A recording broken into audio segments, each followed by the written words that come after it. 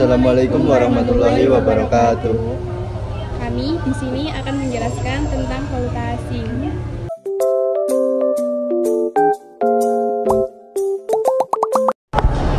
Jadi di sini saya akan menjelaskan tentang valuta asing. Valuta asing merupakan salah satu bentuk devisa, alat pembayaran internasional yang paling banyak digunakan dalam menyelesaikan transaksi ekonomi internasional. Apa sih yang disebut dengan valuta asing? Valuta asing atau mata uang asing adalah jenis mata uang yang digunakan di negara lain. Contohnya, Singapura menggunakan dolar Singapura, Malaysia menggunakan ringgit, dan Amerika Serikat menggunakan US dollar. Adapun kurs valuta asing atau nilai tukar exchange rate adalah harga suatu mata uang yang terhadap mata uang lainnya. Sistem kurs valuta asing dibagi menjadi tiga, yaitu sistem kurs tetap, sistem kurs bebas atau mengambang. Yang ketiga, ada sistem kurs mengambang terkendali. Yang pertama, saya akan menjelaskan tentang sistem kurs tetap. Apa sih sistem kurs tetap itu? Sistem kurs tetap yaitu apabila nilai rata-rata uang suatu negara terhadap mata uang negara lain ditetapkan oleh pemerintah. Yang kedua, ada sistem kurs bebas atau mengambang. Sistem kurs bebas mengambang yaitu apabila perbandingan nilai mata uang suatu negara dengan mata uang negara lainnya dibiarkan untuk ditentukan secara bebas oleh tarik-menarik kekuatan pasar. Yang terakhir, ada sistem kurs mengambang terkendali. Apa sih sistem kurs mengambang terkendali itu?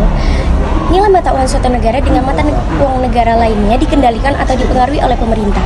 Sistem ini merupakan perpaduan antara kurs tetap dan kurs mengambang. Macam valuta asing. Yang pertama adalah letter of credit. Letter of credit adalah suatu surat yang dikeluarkan oleh pihak bank di negara dari pihak yang mengimpor barang atau importir, di mana bank bersangkutan menyetujui dan membayar wesel yang ditarik oleh penjual barang atau eksportir. Maka letter of credit dapat disebut sebagai suatu alat pengganti kredit bank dan dapat menjamin pembayaran pada eksportir. Pihak-pihak yang terkait dalam letter of credit adalah opener atau importir, issuer atau bank yang menyetujui dan mengeluarkan letter of credit, penjual atau eksportir, dan dalam praktiknya ada satu pihak lagi yaitu bank di negara eksportir yang biasa disebut confirming bank. Yang kedua ada advance payment atau cash payment. Advance payment merupakan salah satu cara pembayaran internasional di mana importer terlebih dahulu membayar harga barang sebelum diterima. Advance payment merupakan cara pembayaran di muka. Setelah menerima pembayaran harga baik keseluruhan atau sebagian, baru penjual atau eksportir melakukan kewajibannya yaitu mengirim barang. Kedua, yaitu advance payment atau cash payment. Advance payment merupakan salah satu cara pembayaran internasional di mana importer terlebih dahulu membayar harga barang sebelum barang diterima. Advance payment merupakan cara pembayaran di muka. Setelah menerima pembayaran baik keseluruhan atau sebagian, baru penjual atau eksportir melakukan kewajibannya yaitu menyerahkan barang pada importir. Cara pembayaran advance payment sangat berisiko pada pembeli atau importir sebab bisa saja eksportir tidak memenuhi kewajibannya untuk menyerahkan barang. Oleh sebab itu, kontrak bisnis yang mendasari transaksi bisnis ini harus diperkuat dengan berbagai klausel yang dapat menjamin kepentingan pembeli, misalnya klausel tentang ganti rugi atau sanksi. Yang ketiga ada open account. Cara pembayaran dengan open account merupakan kebalikan dari advance payment.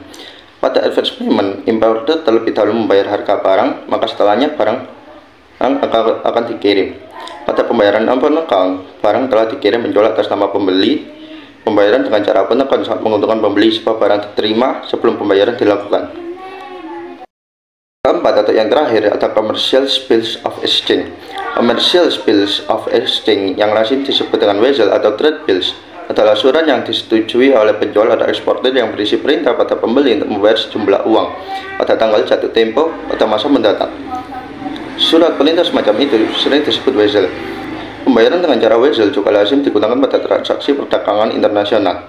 Penarikan wesel dapat dilakukan dan melampiri dokumen pengiriman barang atau dokumen dari draft, tetapi dapat pula tanpa melampiri dokumen atau perintah. Menjelaskan tentang pasar valuta asing. Pasar valuta asing adalah tempat bertemunya antara penjual dan pembeli mata uang asing. Penawar dan permintaan ini biasanya dilakukan di bursa valuta asing yang diselenggarakan oleh bank atau bisa juga dilakukan di pertukaran nilai mata uang atau money changer. Sebelum melakukan transaksi di pasar valuta asing, istilah yang perlu diketahui saat akan melakukan transaksi di pasar valuta asing. Yang pertama adalah kurs beli, yaitu nilai saat pedagang membeli dan nasabah menjual. Yang kedua adalah kurs beli, yaitu saat pedagang bank, penjual, dan pelanggan membeli. Yang ketiga ada spread, yaitu selisih antara kurs jual dan ini saya menjelaskan tentang pasar valuta asing. Satu, di sini ada pasar spot. Pasar spot adalah tempat untuk transaksi pertukaran valuta asing dengan jangka selambat-lambatnya dilakukan selama 2 hari kerja. Yang kedua ada pasar forward. Pasar forward adalah pasar berjangka untuk melakukan transaksi jual beli valuta asing dan diserahkan pada masa yang akan datang. Yang ketiga ada pasar virtuous. Pasar virtuous adalah pasar dengan kontrak perdagangan valuta asing yang menetapkan besaran volume transaksi berdasarkan waktu, harga, dan tempat tertentu. Pasar valuta asing. Yang pertama ada pemerintah. Pemerintah melakukan transaksi valuta asing dengan tujuan yang beragam, seperti membayar hutang dan menerima pendapatan dari luar negeri.